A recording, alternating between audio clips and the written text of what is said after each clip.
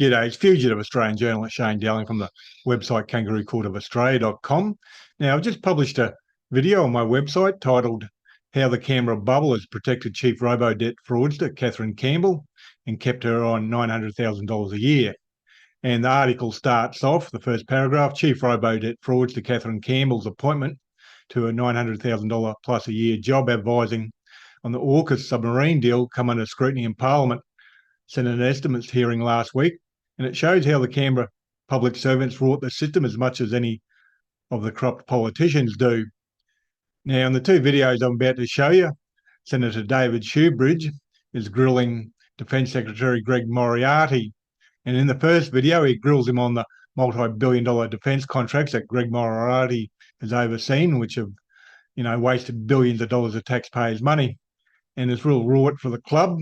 No one's ever held accountable. David Shoebridge really drops a beating. In the second video I'm about to show you, David Shoebridge grills Defence Secretary Greg Moriarty on Kathryn Campbell's appointment. They're both well worth watching. They're only short videos and takes you right inside the Canberra bubble and shows you how the public servants rot the system. Now let's watch the first video. Has anybody been disciplined? Has anybody been demoted? Or has anybody lost their job? We're working through the Auditor General's report and we'll look to learn lessons from it. It's like some sort of protected club, isn't it? Doesn't matter what you do. Blow $3.4 billion on French submarines we don't get. Sign us onto a $45 billion program for Hunter frigates that you knew were extreme risk at the outside. Don't keep records. Put the minister in the dark. Don't do the basic procurement rules. And nobody's ever held account. This whole room is full of people who are just free of accountability, isn't that right? No one ever gets held to account. Senator, the former government made an informed decision about its preference for a frigate replacement program. There were some deficiencies, as we've said. Just not informed by value for money, which was the core requirement under the procurement rules. You just forgot to do that, despite spending $122 million on it. You didn't do the core job. Senator, I think the Secretary was trying to provide you with a response. Advice was provided to government, which went to issues including comparisons of the capability options available, cost risks, Australian industry content plans. Yep. And after that, you get a 5-year contract extension as Secretary. The former Secretary who's complicit in it gets put on the External Advisory Board. The Secretary of Finance, who oversaw Finance's failure to check for compliance with the procurement rules, gets put on the External Advisory Board. Far from being held to account, you get a contract extension, they get new jobs, the club's protected. That's what's happened, isn't it? Just the club, it's like a self-sealing unit. Never holds itself to account.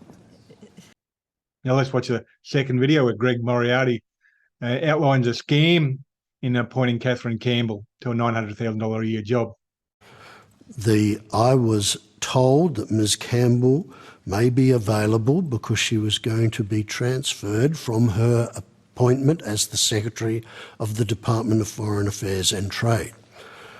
I was asked, was there an appropriate role for somebody of that seniority in defence?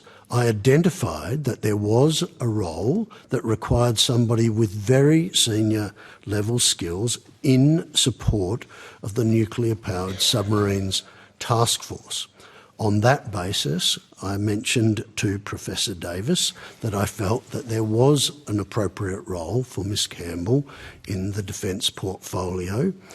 Professor Davis then subsequently let me know that Ms Campbell would be available and that I should engage with the Public Service Commissioner on how to effect such a transfer. We engaged with the Public Service Commissioner, who engaged appropriately with us and confirmed that I was entitled to make the appointment and that the arrangements that we proposed were appropriate. That was confirmed by the Australian Public Service Commissioner. Now, there'd have to be a good chance that Kathryn Campbell would be facing criminal charges.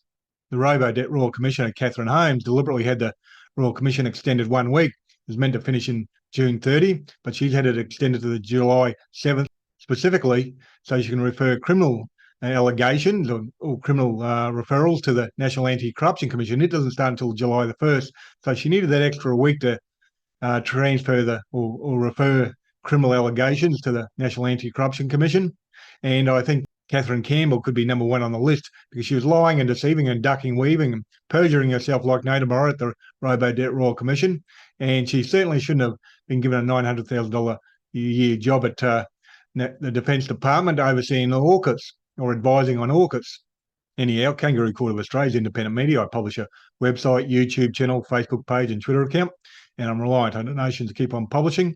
So please support my Patreon account, just breaking through 250 supporters, and the ultimate target is 1,000, but if I can get to 500, then I'll be financially viable. So if you could support that, it'd be greatly appreciated. And please share this video on Facebook and Twitter, etc. Thank you for your time and have a good day.